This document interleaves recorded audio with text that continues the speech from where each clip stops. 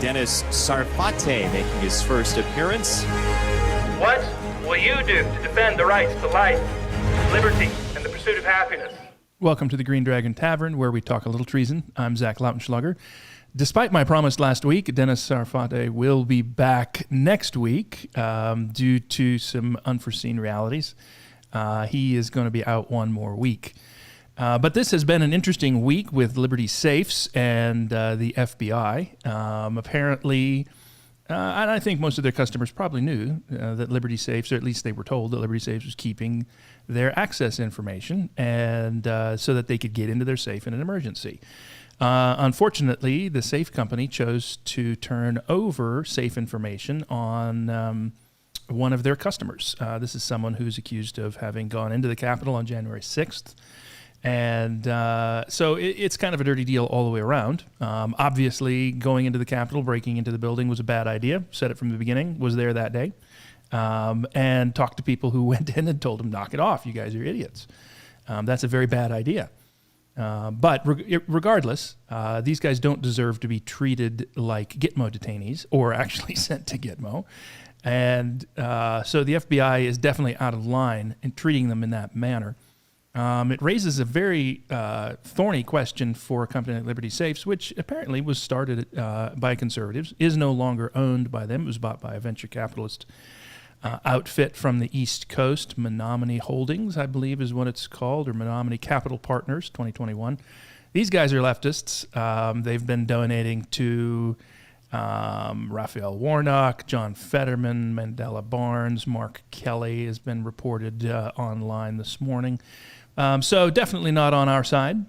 And no one should be terribly surprised that they decided to comply with the federal government when they had a search warrant. It's still outrageous. It's still something that's distressing. And it should be noted that this kind of thing is going to happen.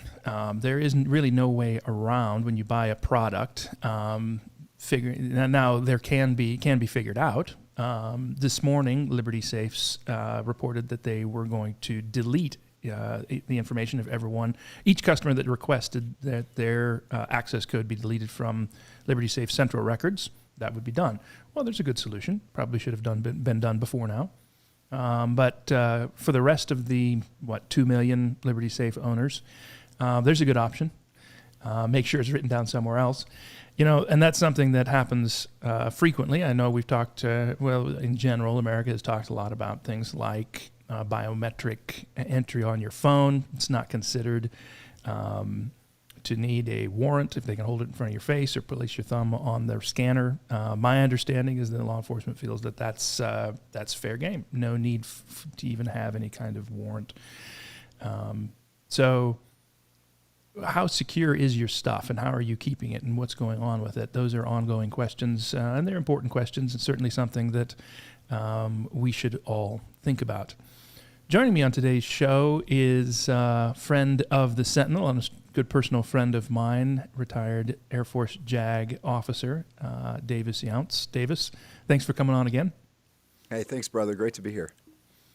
Davis is fighting hard, working for multiple different issues, but working very hard on ensuring that conservatives are not given the short end of the stick or the raw deal from the federal government, not only in the military, but also throughout the rest of the federal government. Stand with Warriors is an outstanding organization. If you haven't checked it out, you should do so. Davis is central there and has actually won multiple cases for military members who refused the vaccine. So, Davis, thank you for your work on that. That's an honor. Now, I know that you have been vocal about the Tommy Tuberville situation. Senator Tuberville is standing against military funding for abortions, or at least funding to get to the abortion. And he's doing so from my perspective, using a long-standing tactic that the left continues to lose their minds on, and that the DOD was throwing a fit again on this week. So bring us up to speed on what's going on with that. Yeah, it's a really fascinating situation. What Senator Tuberville is using his ability as a senator to put a quote-unquote hold on military promotions and nominations to certain senior military positions. Now, to say he's putting a hold on it is to put spin on it from the beginning. They do call it a hold in the Senate. But all he's doing is he's objecting to unanimous consent. Typically, military promotions, nominations to senior military leader positions don't come to a full floor vote. It's just a slate, hundreds of people at a time that just get approved by unanimous consent in the Senate. All Senator Tuberville has done is said, I will object, and I will continue to object to unanimous consent and ask for a vote on these military positions, these promotions and nominations to senior positions, until or unless the Department of Defense changes the policy of funding travel, paying for travel for military members to go out of state to get an abortion procedure done. So that's it. That's the issue. It's that simple. What's happening now is you're absolutely right.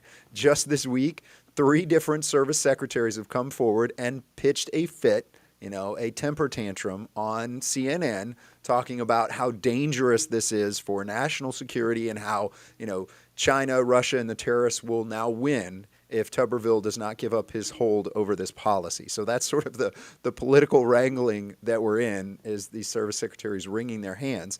None of that's true, right? So let's just start with the practical reality.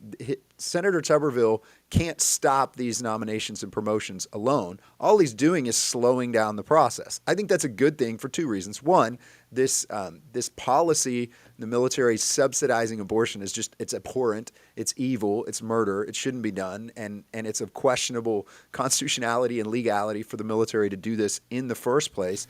So that's a huge thing. We shouldn't have taxpayer money that should be going to national defense paying for people to go get an abortion, regardless of whether they're in the military or not. So that's one piece of this. The other piece of this, the Senate could hold a vote. The Senate could hold a vote on any of these positions if any of them are all that critical. If we're going to suddenly, lose the nation because the vote's not being held, that's not Tuberville doing anything other than just saying, hey, I'm going to object to unanimous consent. Long term, I think this is a great play by Senator Tuberville, not just on the abortion issue, but if we're going to look at the future of having woke, liberal, progressive, even communist-leaning individuals put in these senior military positions, one way to slow that down, one way to make sure that doesn't happen is actually have Congress and the Senate do their job and vet these individuals. So I, as a military veteran, as someone who retired as a lieutenant colonel, I will continue to do everything I can to support Senator Tuberville on this, and a lot of people are coming behind him. A lot of veterans support this. There is no threat to national security. Every single one of these jobs is being done. They just put the person in there that would be going there, and they call them the acting commander. They fill these positions. The mission goes on. There is no real threat. This is political wrangling, and it's really, really disappointing to see that these secretaries of the service are willing to stoop so low on this political level when this standoff could be ended tomorrow if the military said, we are not going to use money specifically earmarked by Congress for national defense to pay to subsidize abortions. We're just not going to do that anymore. That policy's ended. If they did that, Senator Tuberville would remove his hold immediately. It's important to note that this is a months-old policy. This is not a long-standing practice for the military to provide some sort of supportive funding for abortion. This is not normal. Sure, there have been problems in past. It's not like no military money has gone to abortion ever, period. I wouldn't propose that. I think I can find a couple instances where it has. But this policy itself is a political stunt from the Biden administration to say, see, we're with abortion supporters post-Roe. That's what that is. The other important thing that I think people miss, there's a reason we call officers in the people we think of as officers, and we use the short word officer, even though there are non-commissioned officers. We refer to this type of officer as a commissioned officer. That's because the commission comes from the United States Congress, commissioned by Congress to do a job. And there's a reason our founders set it up that way. There's a reason why Congress commissions officers, and you touched on it. It's so that if the military is getting out of line, if the military is doing things that the American people do not support, the American people have a direct way to impact and change what's going on by changing the leadership, right down to the to the butter bar's newly minted lieutenant, right? That's the absolutely point. right. That's absolutely right. And so for the left to claim that this is somehow an outrage is laughable. We've talked about this before, and you've shared that in your lifetime this has happened on other issues and at other times, and the left barely noticed. That's absolutely right. This, one of the talking points you get is this is somehow unprecedented. It's not true. I mean, my promotion to captain was delayed because of political wranglings over, John McCain and, contracts for tankers and the tanker scandal in the Air Force, in the early 2000s. So this is not unprecedented at all. It doesn't harm national security. There can be minimal disruptions to some military members, certainly, but back pay always happens in these situations. It gets worked out. And at the end of the day, again, the DOD could just say we're not going to use money that's been earmarked, that's been allocated for national defense to subsidize abortion in this way anymore, and this would all be over. It demonstrates that rather than being accountable to the people they claim they're accountable to, the military loves to talk about, well, we're just following orders. We're just doing what the civilian leadership tells us to do. Oh, wait a minute, the civilian leadership is wanting us to do something we don't want to do. Let's throw a fit. Let's light ourselves on fire in the street. Let's run around and act like this is the absolute worst thing that could possibly happen, when in reality, the military is doing things that the majority of the American people do not support. You have a small vocal minority who believe that they should be providing abortion funding or support for military members. You have probably a little bit larger but small, very strongly, a group that very strongly believes that the military should not. And you have a large group in the middle that really doesn't care. Well, I'm sorry, that's not a good recipe for doing what the American people. That's not. You can't argue that we're just doing what the American people want us to do. It's a prime example of a few people in the military wanting to use our means of national defense for societal change. It's a bludgeon to force social engineering. And this is something that it is a recurring theme. And when someone in civilian leadership says, no, that's not what the military is for, then they throw a fit. And I think that's really what's going on. It goes deeper than just funding a few abortions. That is bad enough, and it is worth, what Tuberville is doing is worth doing just to save the lives of those babies, potentially. But I believe it goes much deeper than that, and that the political leadership in the military has much bigger plans than funding a few abortions. No, I think that's absolutely right, and this is an example of civilian oversight, of elected political leaders using their oversight, using the tools they have available to them to be involved in governing the military. And the amount of pushback on this is that's what's unprecedented. That's what's crazy, is having 3 secretaries of the service go on national news media, even though it was CNN and maybe not that many people were watching, but they were still there throwing a fit, right? Throwing a fit about this and pushing back against one senator. That, to me, that's what's unprecedented about this. There is a war on for the United States military, and it has come to a head since Biden took office. It's not that there weren't leftists in the military who don't care about national defense and who are proposing that climate change is a bigger threat than a foreign nation that might invade our country or harm our interests abroad. That alone is laughable. But now that somehow the the left is feeling its oats, now we just say those things openly. We talk about climate change as one of the biggest threats in the world. This is something that comes up repeatedly from top military brass. It's not just the left-leaning civilian leadership anymore. We hear that somehow sending the message that the U.S. military will welcome homosexuals is one of the major issues facing the military today. And, of course, forcing hundreds of thousands of servicemen and women to take an experimental medical treatment is also one of the biggest things we need to do. And they claim that it's all about readiness. And then turn around and pull this kind of stunt. Clearly not. Clearly it's not about national defense. Readiness to do something maybe, but I think it has more to do with using the military to force Americans to change their opinions.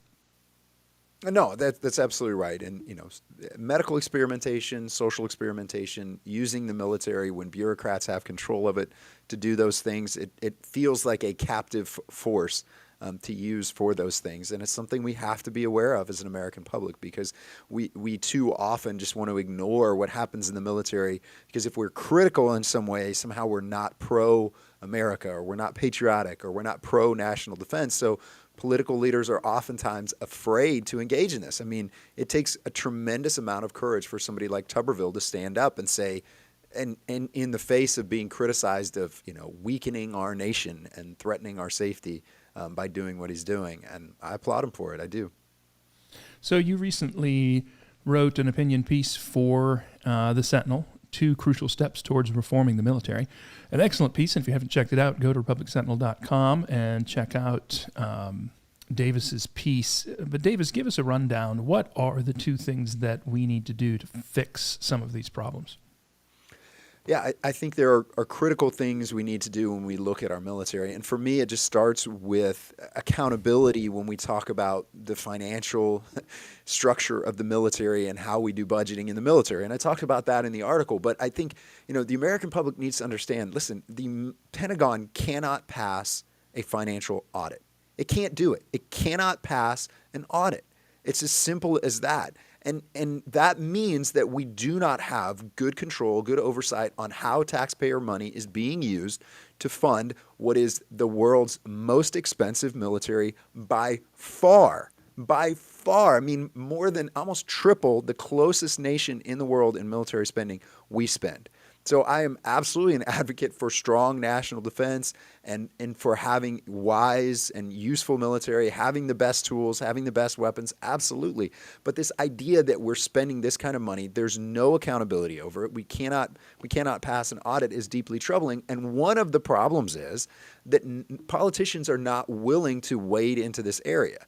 When was the last time you heard a politician actually stand up on the floor of Congress and say, what we should do is cut the military budget? I think you're hard-pressed to find anyone seriously talking about that since 9/11, right? Since September 11th, this has been something you can't touch. It's almost like, put it next to Social Security in the lockbox and we can't talk about it, right? Or we lose elections. But it's something we have to think about. And, some of the information I have is just looking at statistics, looking at studies, looking at military budgets other times. But anecdotally, as a military officer, I could just tell story after story of just gross misuse of taxpayer dollars, of gross waste in the way we do funding in the military, because we fund the military just like we do the rest of the federal government, which means we never reduce budgets. All we do is grow them. And if you're a military leader and you're responsible for a budget, like I was at times responsible for budgets, if I didn't spend all of my money, even if I didn't need all of that money, I was punished for it.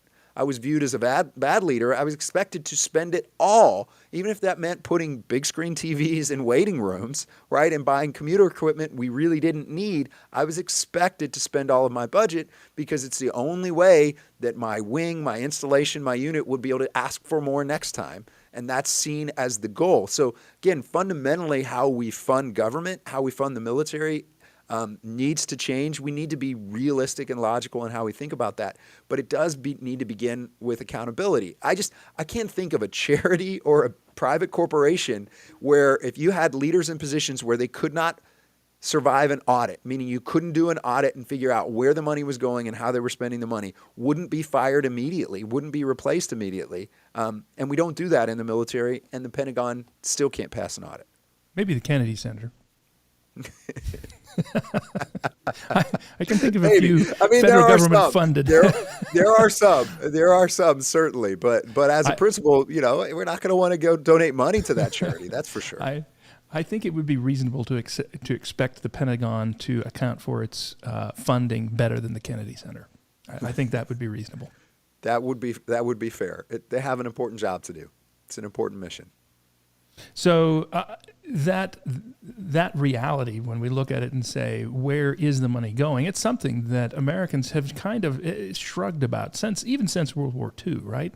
There's been a little bit of an attitude that the military-industrial complex is just going to do what it's going to do, and having a $5,000 hammer is, everyone just kind of it says, well, it's been that way since I was born, right? And it's something that people tend to just kind of chuckle and shake their heads and go, yeah, well, that's why we don't like the federal government. That's why we don't trust Congress, right? Right. But now there are problems. That kind of ingrained bureaucracy, which has very little accountability, is now turning on the American people. There is no other way to put it. That's not a fun thing to view. But people have become acutely aware that the military is no longer trustworthy. And I think a little bit of the shrugging came from, well, yeah, I'm sure somebody's getting rich somewhere, but they're not doing anything bad with it, right? And that's something right up to 2020.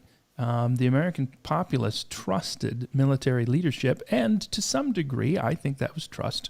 It was at least partially warranted. You did see institutional. That's not to say that it was always great. I'm not proposing that. I'm not saying that it was always wonderful. I'm not saying that it wasn't political. It was. But there was a certain level of trust, and you didn't see the blatant use of the military as a blunt object to bludgeon people into a certain into one limited political perspective. Not the way it's happened in the last 3 years. Now I'm confident. I want some caveats because I'll get in trouble. People will point out that did happen. Yes, it did. I agree. It's not like it never happened before 2020, but after 2020.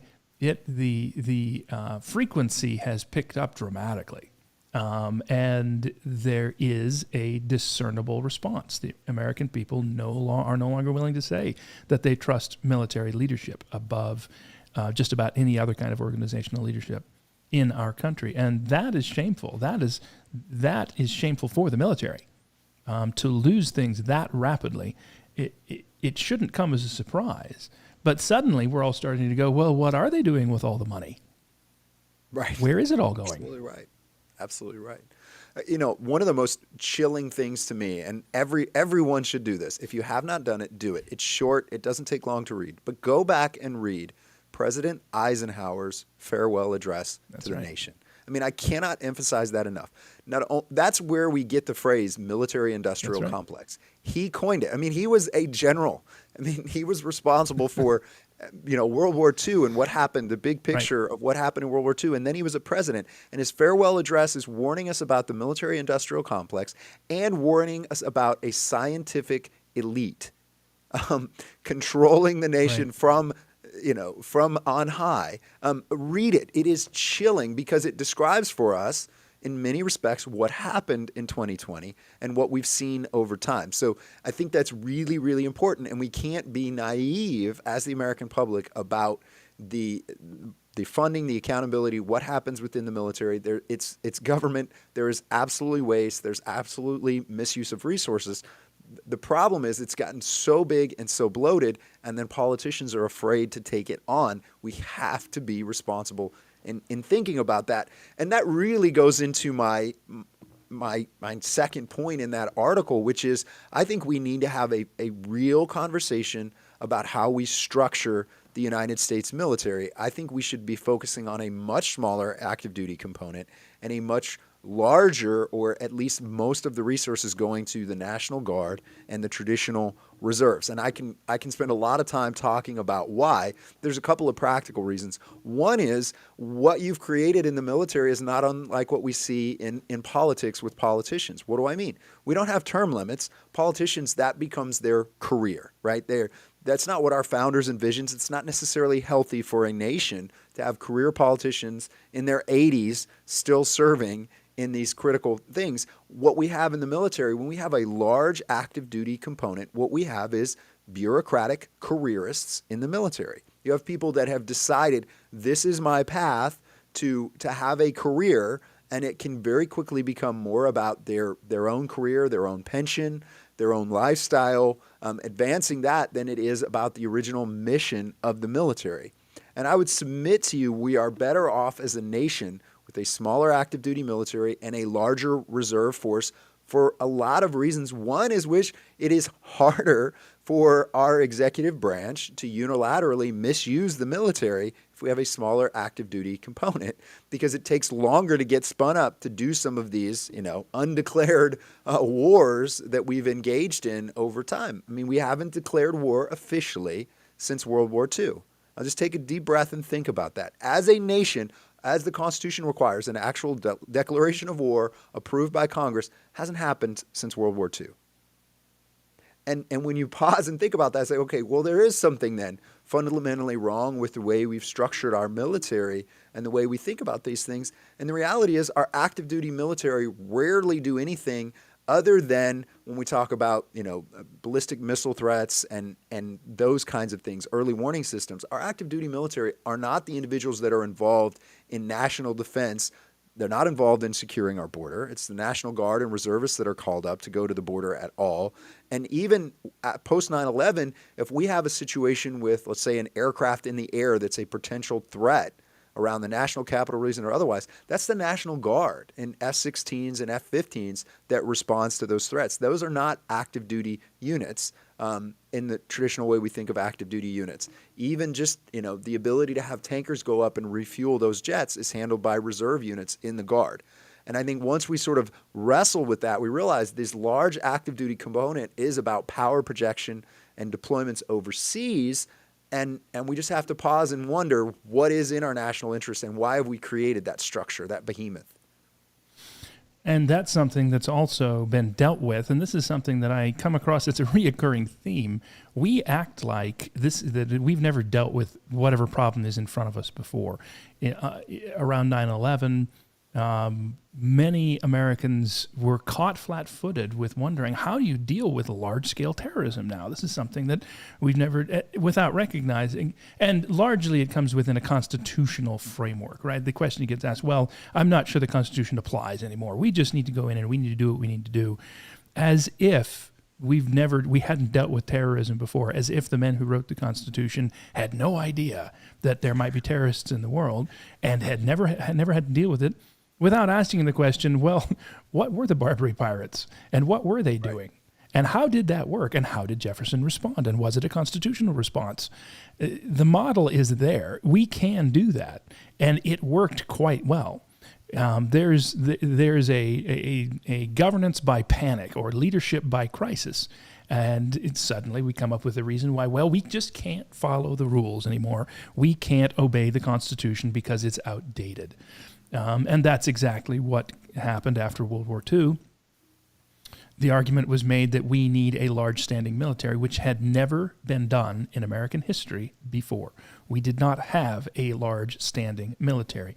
We had a small military, mostly made up of trained officers, and we had what would be called a reserve.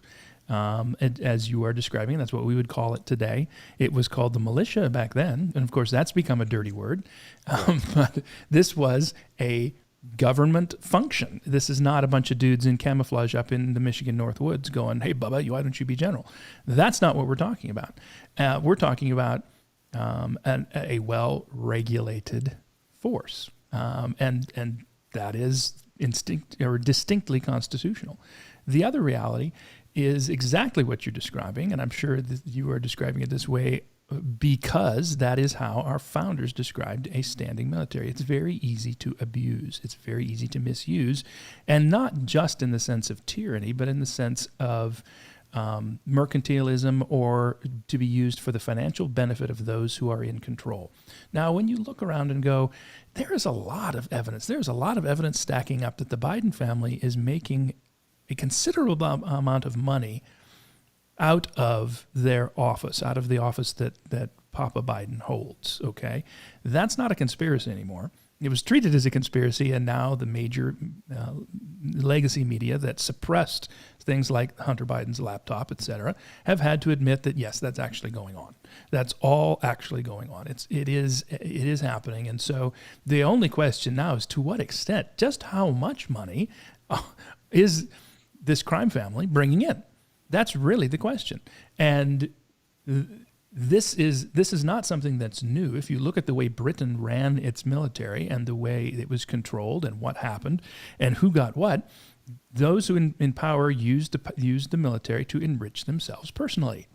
That's what they did. And this is something that has been done again and again and again, and it's happening right now in almost every other country in the world. Those in power are going to enrich themselves using the public resources. And so our founders said, we do not want a strong, centralized military. We want a populace that shoots really well, so that when we call you up, you know what to do. And that's the interesting thing, is that the reason we could mobilize millions of Americans to fight World War II is because at that time, everyone shot. Right. And the men in America all knew how to shoot very well.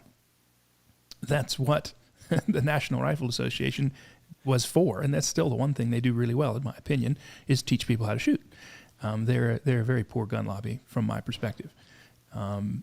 You have the same kind of preparedness mindset is where the Boy Scouts came from. That's why they were there. And when you look at what the people who started the Boy Scouts said about teaching young men to have the right mindset so that when you do have to defend yourself, and whether that's walking home from school or going to fight Nazi Germany, you are ready. That was the perspective. And you know what? It worked really well. It worked great. And it even worked well when between World War I and World War II. We actually tooled up for World War I and then spun it back down.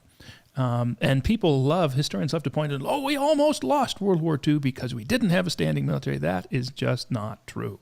That is false.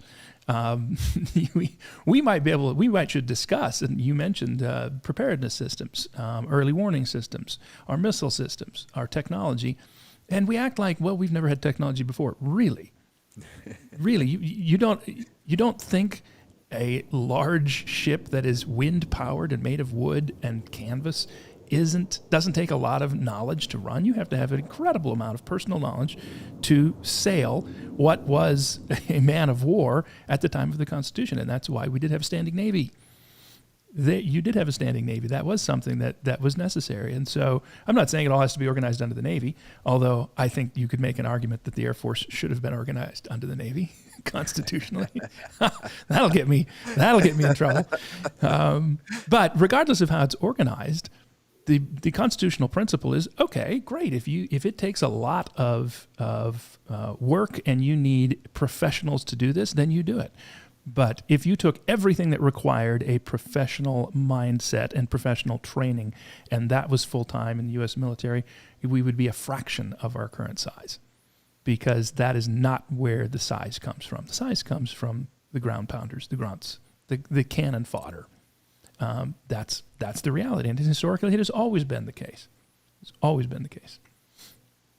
No, you're absolutely right in all of that. And, I say this, I served on active duty for over a decade. I served in the National Guard. I finished my career as a reservist. So I've seen the perspective on that. And, the bulk of what we would consider, just the lay person would consider national defense type functions that the military does, the bulk of that, and it's surprising to people, but most of that is done by the National Guard, the state National Guards, right. Federalized missions and otherwise. That's what is done with those resources. So, I think that there's a tremendous reason to have National Guard resources, to have reserve resources, but the active duty force, and again, some of it's anecdotal, but I could just give example after example of bloat when it comes to personnel and when it comes to how we use the active duty forces and the size of it.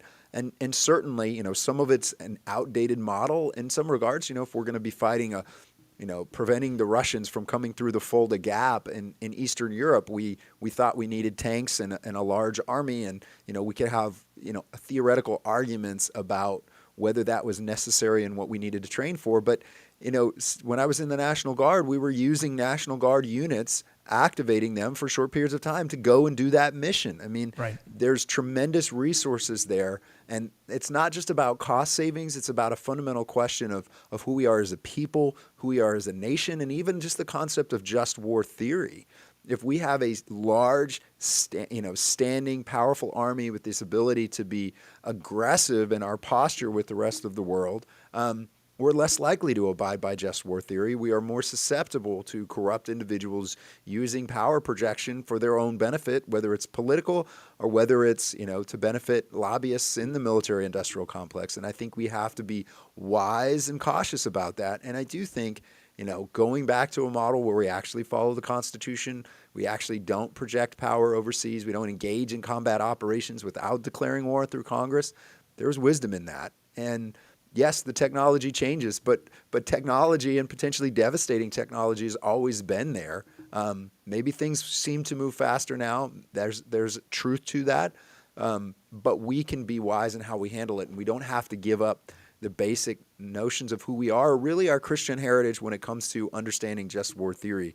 That's something I spend a lot of time thinking about, praying about, and worrying about, just given the current size of our military as well. And that's a very good point. I'd like to clarify one statement that I made, and I'm not referring to or disrespecting the bulk of the military by using the term like ground pounder or cannon fodder.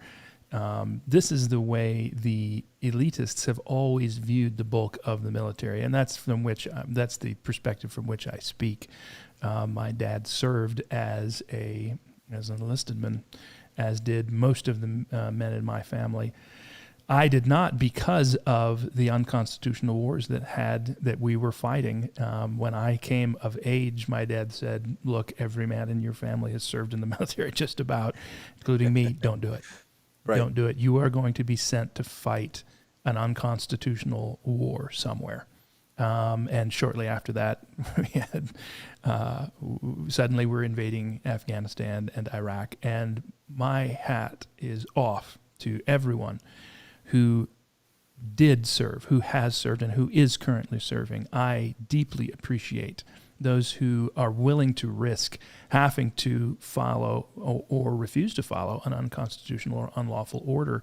The likelihood that will happen just continues to go up, and either you will have to follow an order and violate your conscience, or follow your conscience and suffer the consequences. That's why my dad, that was his perspective, and at 18 I said, okay, well, that makes some sense to me. I hate that American men and women have to face that consequence, that decision. And thankfully, not everyone has to make that decision. But as we've just seen with this round of horrible treatment of over 250,000 American servicemen and women, that's exactly what happened with COVID. And everyone had to make that decision, yourself included. So a big part of that problem comes from, I believe, the two things that you have, or a big cause of that problem comes from the two things you've identified. We're writing blank checks. And anyone who is in leadership can look around and go, no one's watching. We are not going to get caught. We can do what we want. And you see that attitude. You see that going on right now. The senior political leadership in the military seems to think that they can do whatever they please and that it really doesn't matter. And the fact that they now have an increasingly large military to play with, that just makes it worse. It makes it worse. And we are not, when we look back at the wars that we have been involved in since World War II, Vietnam is still the highest casualties, it holds the highest casualties, and that is not the model for what anyone, I believe, on either side of the political spectrum wants the American military to be doing. Should we have gone to Vietnam? Should we have been there? Should we not have been there? That's not really the discussion. We could have done it through congressional action. We could have ensured that our people were taken care of and that we were not simply taking ground and then relinquishing it again and pretending that body count is all that really mattered and that was somehow a strategy to win a war. When we all knew, when McNamara knew maybe a decade before he was willing to admit it, that it wasn't working. That's the kind of thing that happens when we don't have congressional oversight and constitutional bounds. And ultimately, the two things that you are proposing are probably the two, and certainly two of the top things that constitutionally need to be done, that you can make the constitutional argument for. It's something that we talk about, and it comes up a lot on this show. It's not my fault. You people just need to start following the Constitution.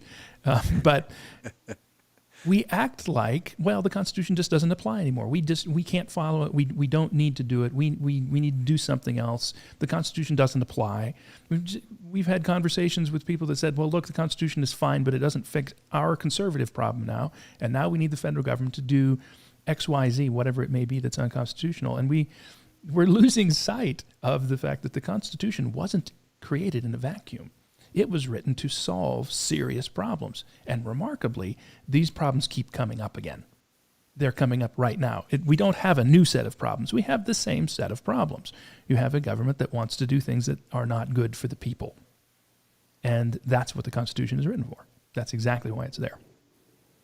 No, you're absolutely right. And we shouldn't be surprised. We shouldn't be naive to think that given, people in military leadership, given the authority, aren't going to be in the same situation. Listen, it goes to why, and we've talked about this before, but our oath. Every military officer swears an oath to support and defend the Constitution of the United States. Not the president, not a particular leader, not even a nation or the concept of nation, but the rule of law itself. I mean, unprecedented. When I was getting my master's in military operational arts and science, that was my thesis. I talked about the importance of that oath, contrasted it to anything else in history when we talk about that. It's so critically important, and that's what we need moving forward. We need military members and leaders within the military that are willing to say, my oath to the Constitution is the most important thing I can do. I will speak truth. I will push back, which we've had to do it since COVID. That was an obvious example. The Afghanistan withdrawal. There were other things, and I'm hoping and praying that we have people within the military stepping up that are ready to lead in those ways. And I hope that we have politicians like Senator Tuberville and others that have the courage to challenge the military, to challenge the military-industrial complex and say, no, we're going to have accountability. We're going to hold you responsible for doing your primary job, not being a careerist, not being a good bureaucrat, but actually doing things and making decisions that are for the benefit of our nation, not just government contractors. Davis, thank you. Couldn't agree more. Ladies and gentlemen, thank you for joining us. We'll see you next week.